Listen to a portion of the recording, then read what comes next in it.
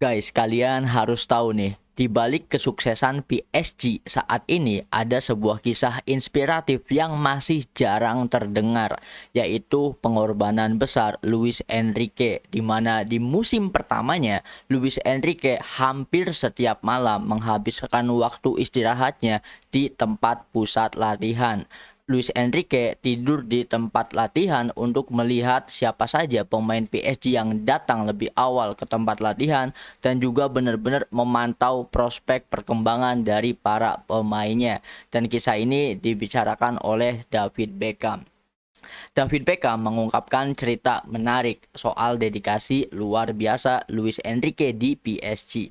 Beckham mengaku sempat berbicara langsung dengan presiden PSG yaitu Nasser Al-Khelaifi mengenai cara kerja sang pelatih. Nasser mengatakan bahwa pada tahun pertama Luis Enrique di PSG, dia hampir tidur setiap malam di pusat latihan.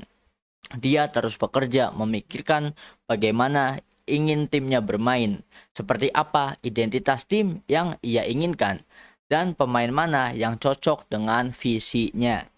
Menurut Beckham, Presiden PSG bahkan mengaku belum pernah melihat tingkat dedikasi seperti itu sebelumnya. Sebuah gambaran nyata tentang betapa seriusnya Luis Enrique membangun proyek PSG dari dasar. Nah, ini benar-benar patut kita apresiasi semua ya, bahwa kesuksesan dari PSG itu tidak terjadi begitu saja, tetapi ada proses yang jauh lebih besar sebelumnya.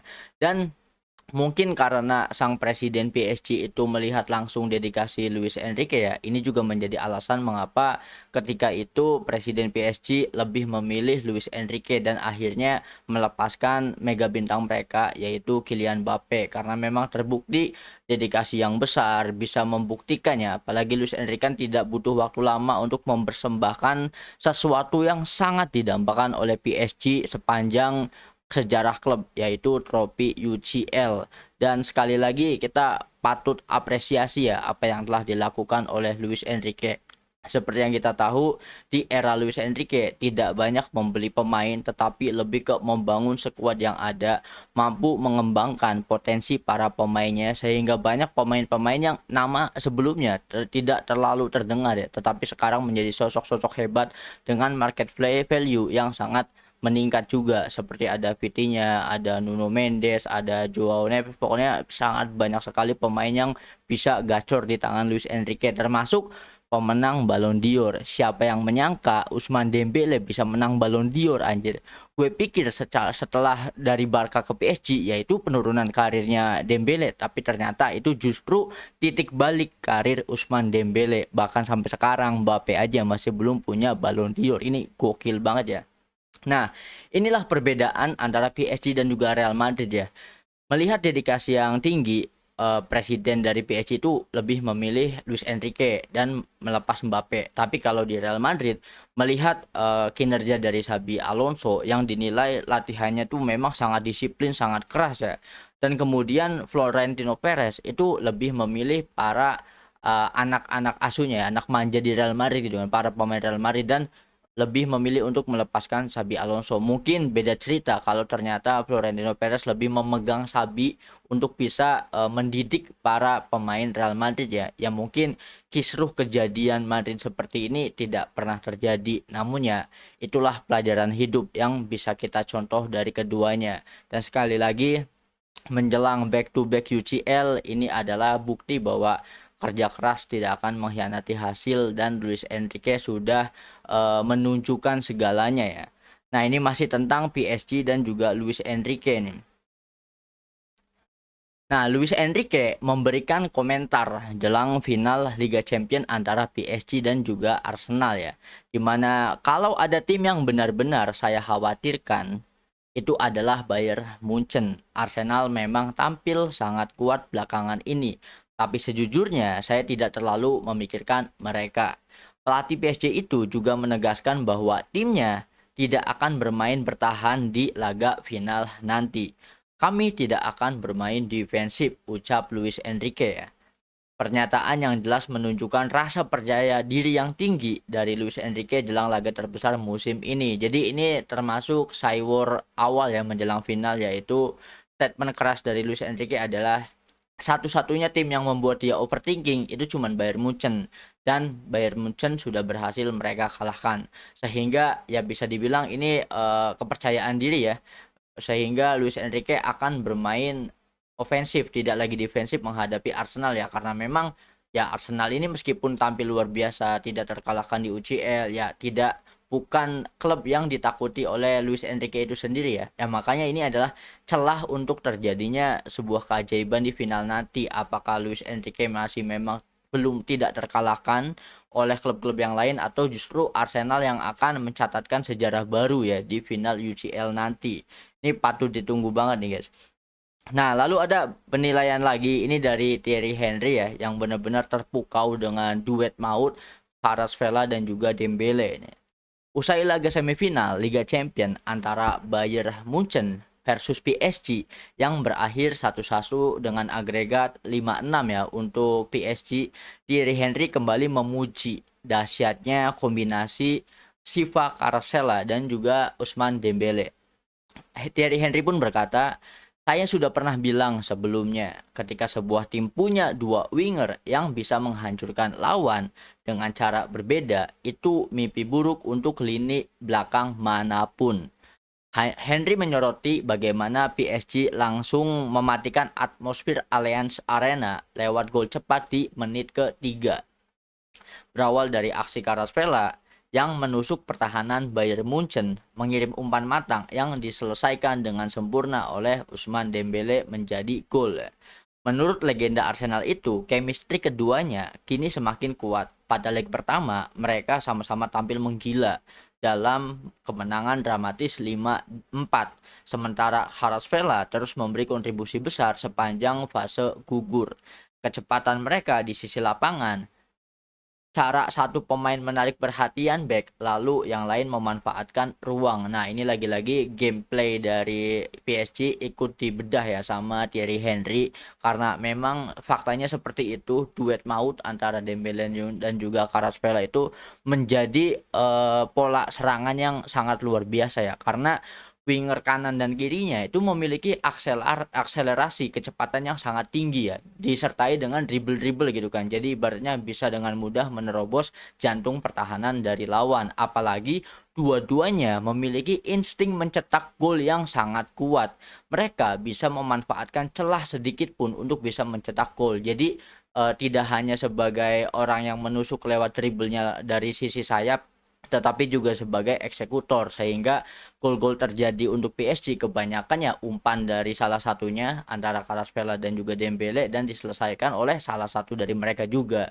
Dan ibaratnya yang tidak terduga adalah justru finishernya kan bisa siapa saja ya, bisa jadi Dou juga, bisa jadi ketiganya. Memang variasi serangan ini sangat sempurna karena kedua sayapnya memiliki kecepatan yang hampir sama, yang sama-sama cepat, sehingga ini juga bisa menjadi PR untuk siapapun klub yang akan menghadapi PSG. Jadi defensifnya harus benar-benar sempurna ya, agar tidak tertembus oleh serangan kedua penyerang andalan PSG ini.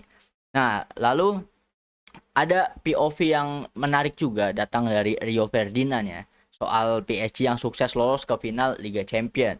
Menurut Rio Ferdinand, semua fans sepak bola yang tidak ingin Arsenal juara Liga Champions pasti sedang merayakan malam ini. Rio menilai PSG kini tampil jauh lebih matang di bawah Luis Enrique setelah sempat dikritik karena dianggap terlalu terbuka. Di leg pertama, PSG justru mampu meredam salah satu lini serang paling berbahaya di Eropa pada leg kedua.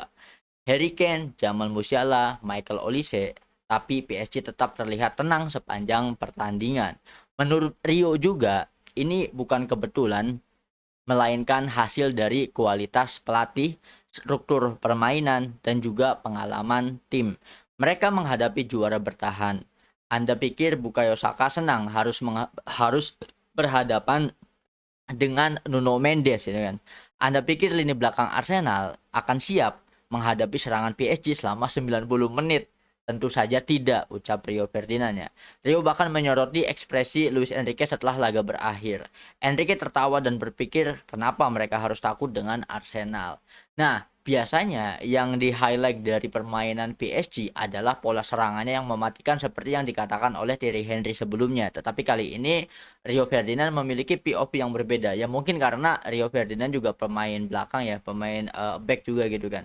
Nah, Rio Ferdinand menyoroti bahwa jika sebelumnya PSG itu dikritik tentang pertahanannya yang terlalu terbuka waktu menghadapi Bayern Munchen di leg pertama di mana 9 gol tercipta ya. Ternyata di leg kedua PSG memiliki pertahanan yang cukup solid juga. Mereka bisa meredam serangan gempuran dari Bayern Munchen dan itu menunjukkan satu hal bahwa PSG ini bisa dikatakan adalah klub yang paling sempurna saat ini ya karena mereka memiliki pola serangan yang sangat mematikan. Lini serang mereka sudah tidak diragukan lagi. Mereka selalu punya cara untuk mencetak gol. Nah, lalu dari sisi defensifnya juga tidak bisa diremehkan, guys. Karena melawan Bayern Munchen di leg kedua kemarin, itu taktiknya Luis Enrique bener-bener gokil banget ya. Dan lini serang mereka tuh tenang, emang bener tenang. Bahkan yang dapat man of the match juga kan pemain back mereka ya, yaitu Pace kalau nggak salah ya. Nah, seperti Nuno Nuno Mendes juga. Ini penampilan Nuno Mendes tuh gila banget anjir. Ibaratnya para pemain bertahan mereka itu bisa man to man marking dengan sangat baik, bisa menjalankan instruksi dari Luis Enrique. Dan yang paling penting di pertandingan leg kedua kemarin melawan Bayern Munchen, pemain belakang lini belakang PSG itu bisa menutup ruang ya bagi lawan untuk melakukan serangan sehingga ini yang dikatakan pertahanan PSG ini lebih solid lagi. Jadi ini justru kalau kita head to head antara PSG dan juga Arsenal di mana yang kita bahas kemarin adalah PSG adalah tim dengan serangan terkuat sedangkan Arsenal adalah tim dengan pertahanan yang solid. Namun ternyata setelah dibedah lagi oleh beberapa insan sepak bola dan legend-legend sepak bola ya, pertahanan dari PSG juga tidak bisa diremehkan, apalagi Arsenal hanya mengandalkan set piece ya atau tendangan mati gitu kan, entah itu dari cornernya, entah itu dari free kicknya apa segala macam. Nah, ini menjadi beban yang berat juga ya. Akan seperti apa gol yang bisa diciptakan oleh Arsenal dan lagi-lagi melalui video ini jangan-jangan ya tragedi final kemarin terulang kembali ketika PSG apa ya menghancurkan lawannya yaitu Inter Milan dengan skor telak 5-0 dan apakah ini akan terjadi pada Arsenal kita lihat nanti karena memang bisa dikatakan ini duit yang sangat menarik karena dua klub ini memiliki pola permainan yang sangat berbeda ya sehingga lagi-lagi keuntungan yang didapat dari PSG adalah mentalitas para pemainnya di mana mereka adalah pemain bertahan di mana mereka adalah ya memang juara UCL sudah pernah tampil di final sebelumnya dan setelah mengalahkan Bayern Munchen ya mental mereka sudah semakin diboost lagi ya. Mereka memiliki chance untuk mengulang sejarah indah di musim lalu dan mencatatkan rekor back to back satu kali jika bisa memenangkan musim ini dan memenangkan musim selanjutnya ya mungkin mereka memiliki kesempatan untuk menyamai torehan catatan sejarah yang dimiliki oleh Real Madrid di UCL ya. Apakah dominasi Eropa ini sudah bergeser ya. Yang tadinya dari Real Madrid sekarang berpindah tangan ke PSG. Ya kita lihat nanti dari status kontrak Luis Enrique bersama PSG itu sendiri ya. Apakah dengan hasil seperti ini Luis Enrique akan membangun dinastinya di PSG dan membawa PSG lebih lama lagi untuk menguasai Eropa atau Madrid akan bangkit kembali untuk merebut tahta mereka di UCL gitu kan. Sedangkan kondisi kedua klubnya sangat-sangat jauh berbeda ya. PSG lagi gacor-gacornya, Real Madrid lagi hancur-hancurnya guys. Nah kalau menurut kalian gimana nih? Tentang spekulasi kalian atau prediksi kalian mengenai final nanti antara Arsenal melawan PSG. Kalau menurut gue pribadi, gue pengen keajaiban terjadi dan gue berharap Arsenal yang menjadi juara. Nah, kalau kalian punya pendapat kalian gak nih? Pertanyaannya gue persingkat saja. Menurut kalian, siapa yang akan menang di UCL nanti? Dan coba dong jelasin alasannya. Drop opini kalian di kolom komentar.